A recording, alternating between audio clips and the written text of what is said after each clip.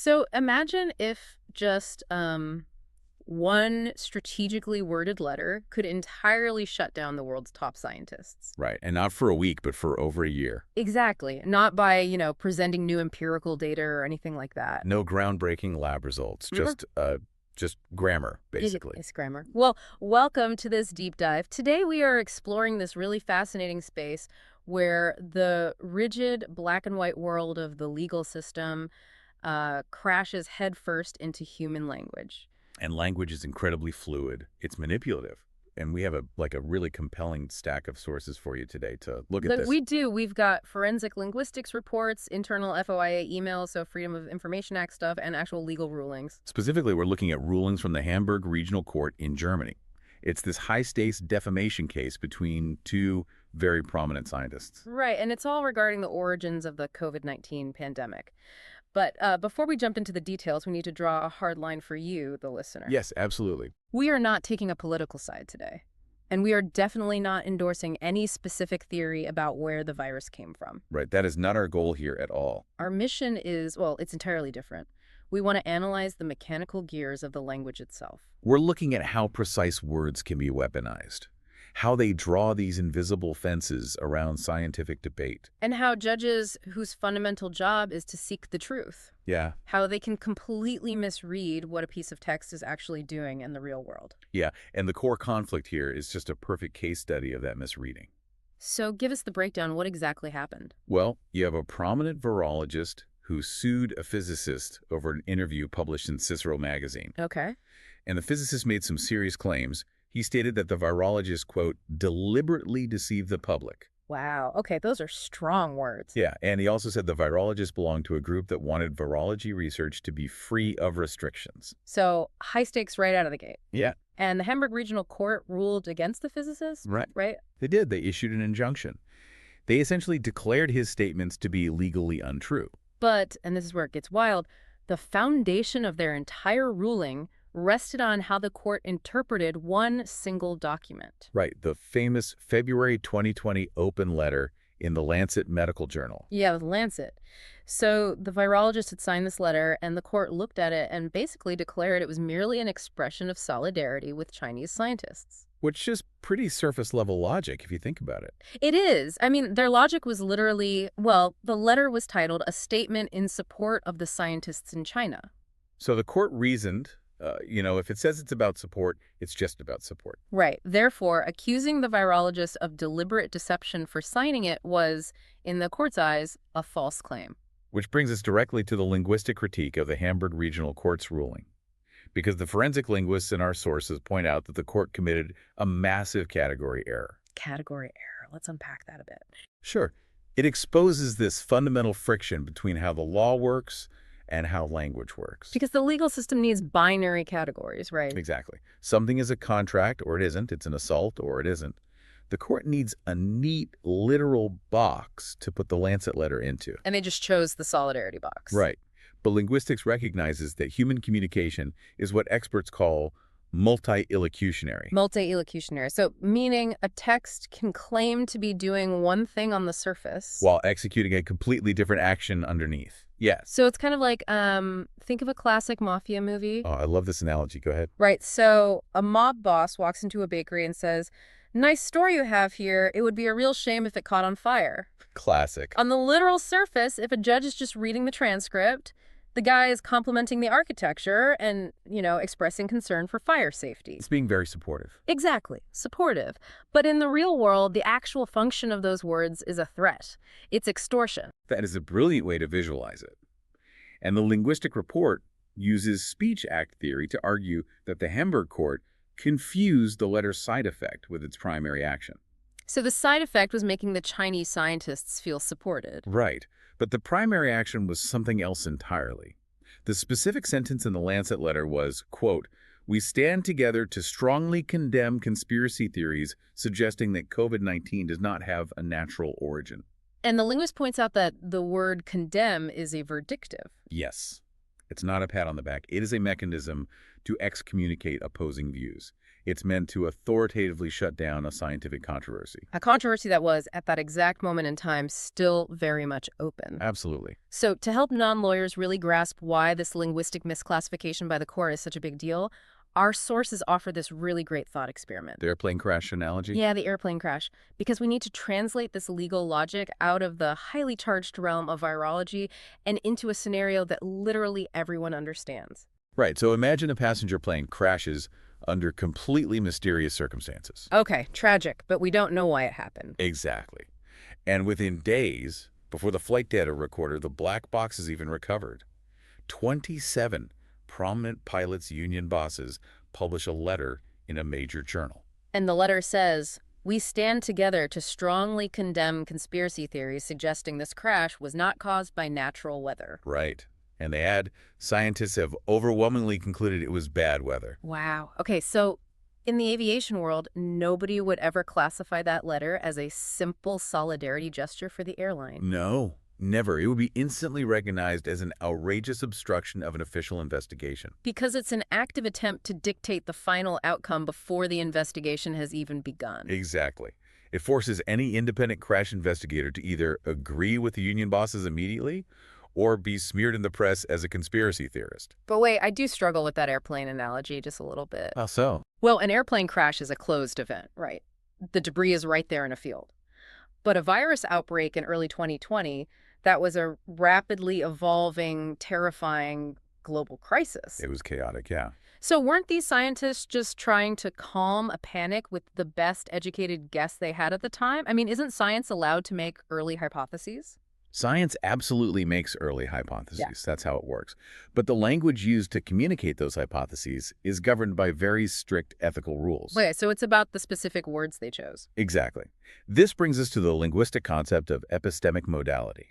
Epistemic modality, which is basically how speakers express their degree of certainty, right? Yes. So a scientist making a best guess uses specific modality markers. They say, early data suggests, or our preliminary hypothesis is this. Right, they leave room for being wrong, but the Lancet letter didn't do that. No, it did not. It used the absolute certainty marker. They wrote overwhelmingly conclude. So they chose language that leaves zero room for debate. Precisely. And this is vital for the legal question of whether the physicist was right to accuse them of deliberate deception. Right, because if they didn't have the data. Exactly.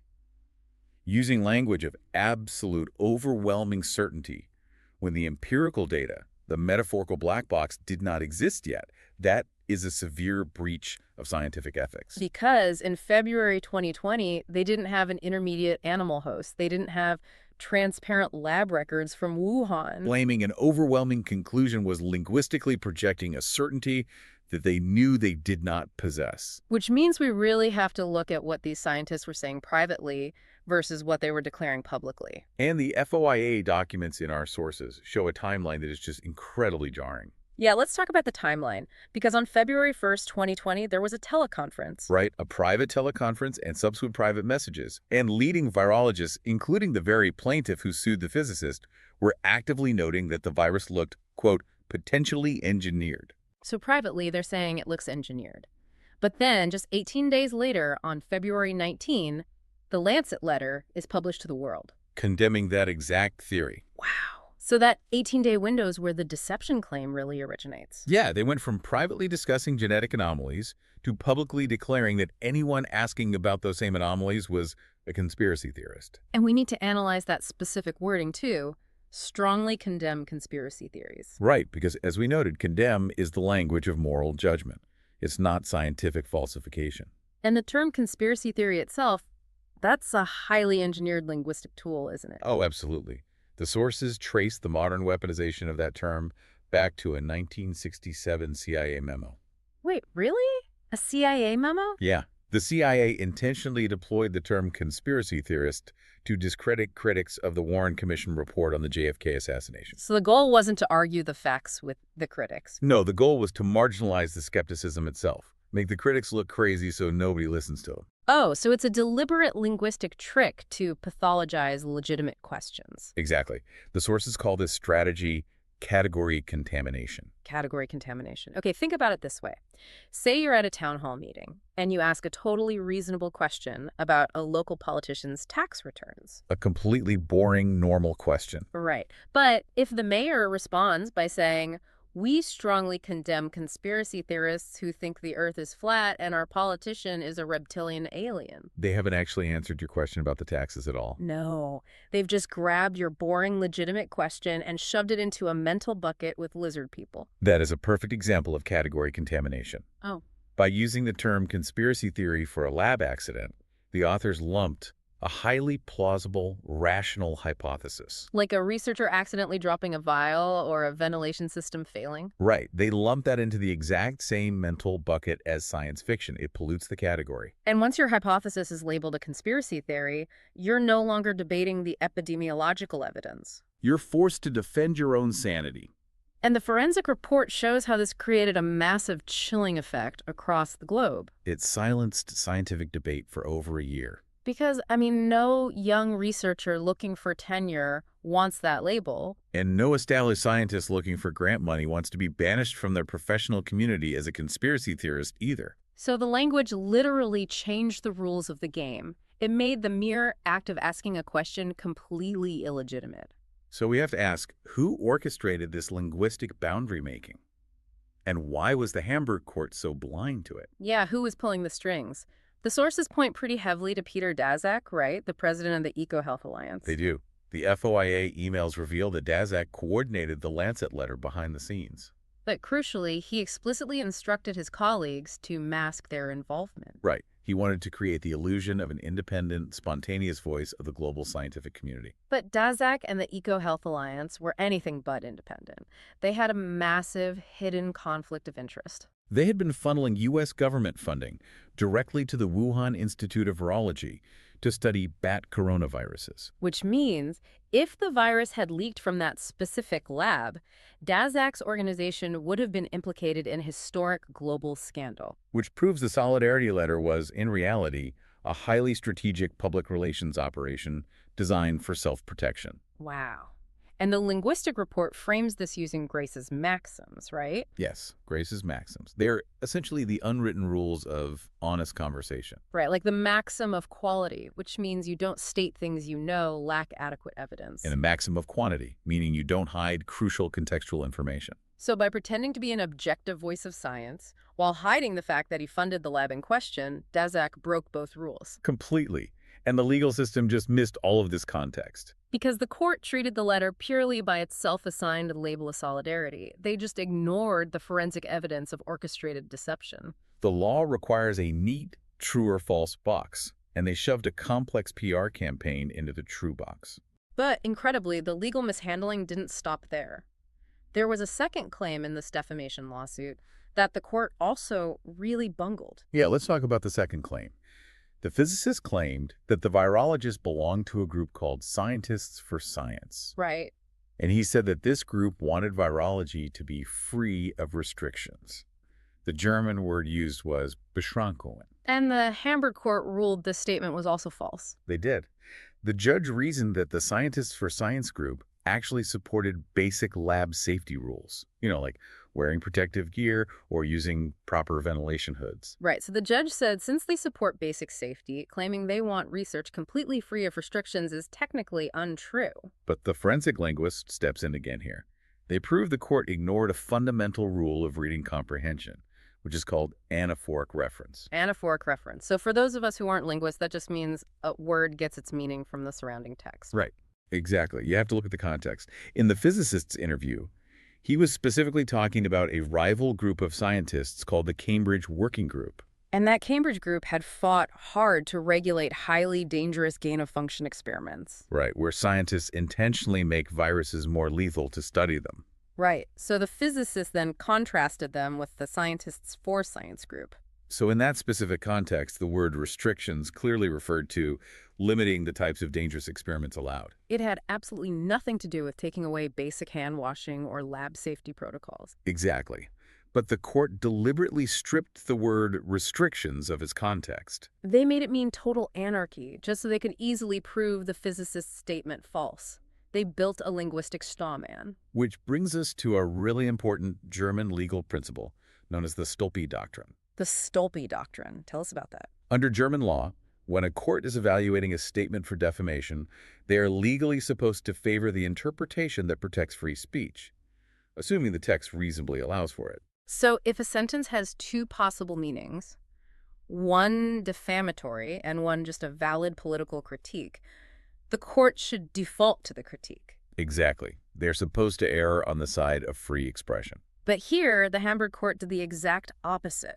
They chose the most extreme, literal, context-free interpretation of the physicist's words just to prohibit them. They used a flawed reading of language to block legitimate scientific criticism. And then, as if that wasn't enough, the court's own spokesperson accidentally twisted the meaning even further. It is a remarkable detail in the sources. After the ruling, the court spokesperson gave a statement to a journalist to explain the decision. Right. And the spokesperson claimed that the physicist had accused the virologist of not adhering to legal regulations.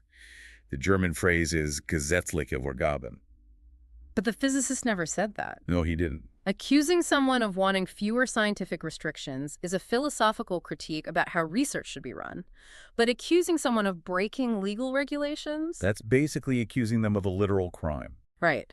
The court's own representative fundamentally shifted the goalposts of the defamation. It just highlights how slippery language is, you know, and how ill-equipped the justice system can be when it tries to freeze words in time without understanding their conversational power dynamics. It really does.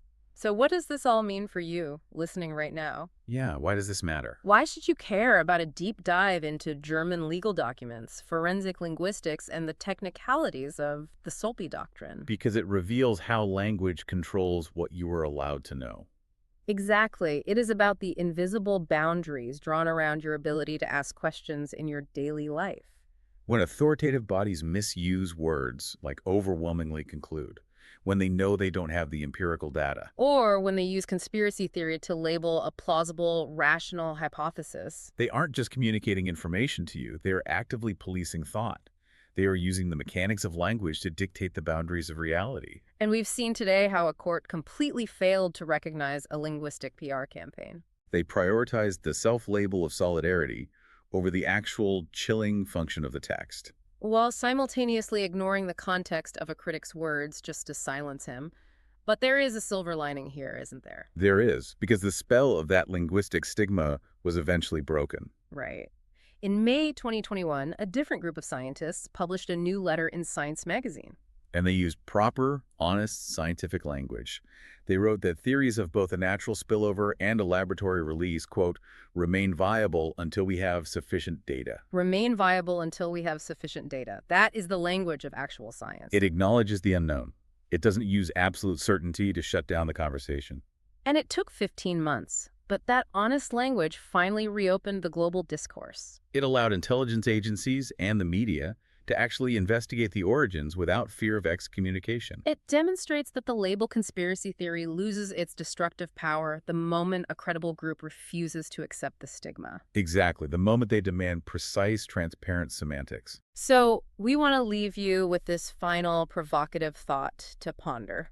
If global, peer-reviewed scientific discourse can be entirely derailed for over a year by a single, carefully orchestrated PR statement masquerading as a definitive verdict.